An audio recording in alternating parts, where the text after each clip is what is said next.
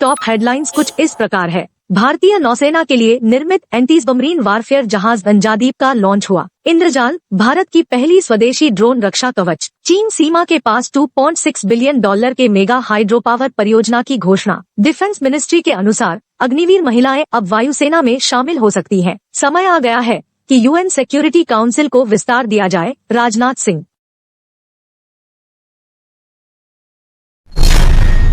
भारतीय नौसेना के लिए निर्मित एंटी सबमरीन वारफेयर जहाज अंजादीप का लॉन्च हुआ। कोलकाता स्थित garden reach shipbuilders and engineers GRSI द्वारा नौसेना के लिए बनाए गए एक विमान उपनगरीय युद्ध जलयान वाहन ने शनिवार को यहां Larsen and Toubro Kattupalli port पर लॉन्च किया गया। अंजादीप, जो garden reach shipbuilders and engineers Kolkata और रक्षा मंत्रालय के बीच अप्रैल 2019 में हस्ताक्षर किए गए समझौते के 8 जहाजों में से तीसरा है। विमान ने आधिकारिक रिलीज के अनुसार कर्नाटक के करवार पोर्ट के ठिकाने पर स्थित अंजादीप द्वीप के नाम पर रखा गया है, जो इसकी महत्वपूर्ण समुद्री महत्व को दर्शाता है। GRSI द्वारा बनाए गए एर्नाला श्रेणी के जहाजों का उपयोग नौसेना के मौजूदा अभय श्रेणी के विमान उपनगरीय युद्ध कॉर्वेट्स की जगह लेने के लिए किया जाएगा और इनमें तटीय जलों में उपनगरीय युद्ध, कम तीव्रता वाली समुद्री कार्रवाई, उपसतही निगरानी आदि की योजना बनाई गई है। इन जहाजों में 80% स्वदेशीकरण होगा। प्रत्येक जहाज लगभग 77 मीटर लंबा होगा, 900 टन का विसंगति होगा,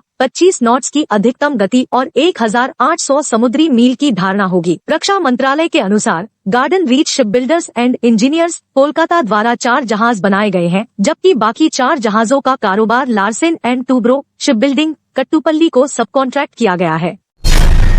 इंद्रजाल, भारत की पहली स्वदेशी ड्रोन रक्षा कवच। जून 2021 में एक भारतीय वायुसेना आधार पर हुए हमले के बाद से भारत ने बिन पायलट हवाई जहाजों UAVs के द्वारा उठाए गए खतरों में चिंताजनक वृद्धि देखी है। पाकिस्तान सीमा के आसपास कई ऐसे ड्रोन्स मिले हैं जिनमें गैरकानूनी सामग्री की खास कोई चीज रखी गई है। चीन और पाकिस्तान के क्षेत्रीय चुनौतियों का सामना करते हुए भारत ने अपने खुद के UAVs विकसित किए हैं, जिनमें रुस्तोम 1 और रुस्तोम 2 मेल शामिल है। हैदराबाद की रक्षा तकनीक कंपनी ग्रीन रोबोटिक्स ने इंद्रजाल प्रस्तुत किया है, जो भारत का पहला स्वयंसेवी ड्रोन रक्षा का गुमनाम 4000 वर्ग किलोमीटर क्षेत्र को कवर करने की क्षमता रखता है। यह सिस्टम सटीक लक्ष्य हटाने के लिए उन्नत संवेदक संयोजन एल्गोरिदम का उपयोग करता है और डेटा विश्लेषण और पैटर्न पहचान के लिए कृत्रिम बुद्धिमत्ता का इस्तेमाल कर सकता है। चीन सीमा के पास $2.6 बिलियन के मेगा हाइड्रो पावर परियोजना की घोषणा। भारत में दीर्घायु रहा सुबनसिरी लोअर हाइड्रो पावर परियोजना के लिए जुलाई में परीक्षण चालू होने की योजना बन रही है, जो देश के ऊर्जा परिवर्तन में महत्वपूर्ण कदम है। राज्य संचालित NHPC लिमिटेड ने उम्मीद जताई है कि पहली यूनिट दिसंबर तक कमीशन की जाएगी और सभी 8 यूनिट्स 2024 के अंत तक संचालित हो जाएंगी। वातावरण के क्षति के चिंताओं के कारण 2003 में शुरू हुई 2 गीगावाट परियोजना में विरोध और मुद्दों की वजह से देरी हुई। परियोजना की लागत मूल अनुमान से 3 गुना ज्यादा हो गई है। 2019 में राष्ट्रीय हरित परिषद ने 8 साल के निलंबन के बाद कार्य फिर से शुरू करने की अनुमति दी है। बड़े बांधों से न केवल स्थानीय अर्थव्यवस्था को मजबूत किया जाता है, बल्कि ये सुनिश्चित करते हैं कि जब बायो ऊर्जा और पवन ऊर्जा की उत्पादन में विचलन बढ़ता है, तब भी ग्रिड का संतुलन बना रहे। सरकार ने बड़े बांधों को स्वच्छ ऊर्जा की स्थिति प्रदान की है, जिससे प्रादेशिक बिजली वितरकों को फॉसिल ईंधन से पहले हाइड्रो पावर की खरीदारी को प्राथमिकता देनी पड़ती है। सरकार ने कुछ मामलों में नागरिक निर्माण और बाढ़ प्रबंधन के काम पर बजटीय सहायता भी देने का समझौता किया है।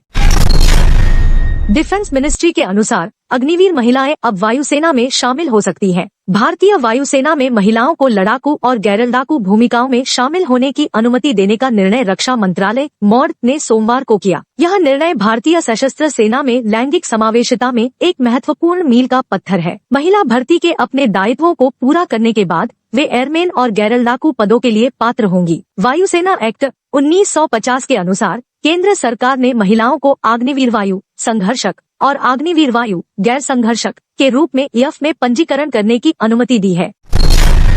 समय आ गया है कि यूएन सिक्योरिटी काउंसिल को विस्तार दिया जाए। राजनाथ सिंह। रक्षा मंत्री राजनाथ सिंह ने मंगलवार को United Nations security council UNSC की भारत को स्थायी सदस्य बनाने के साथ UN निकायों को हमारे युग की वाणिज्यिक यथार्थों का प्रतिनिधित्व करने के लिए अधिक लोकतांत्रिक और प्रतिष्ठात्मक बनाने का समय आ गया है कहा। वह बोले कि जब दुनिया की सबसे अधिक जनसंख्या वाला देश भारत को UN सुरक्षा परिषद के स्थायी सदस्य के रूप में नहीं मिलता है, तो यह वैश्विक संगठन की नैतिक प्रामाणिकता को कमजोर करने का परिणाम होता है। इसके अलावा रक्षा मंत्री ने शाम्बी शार्क के साथ स्थल पर उपस्थित होकर यह बयान किया।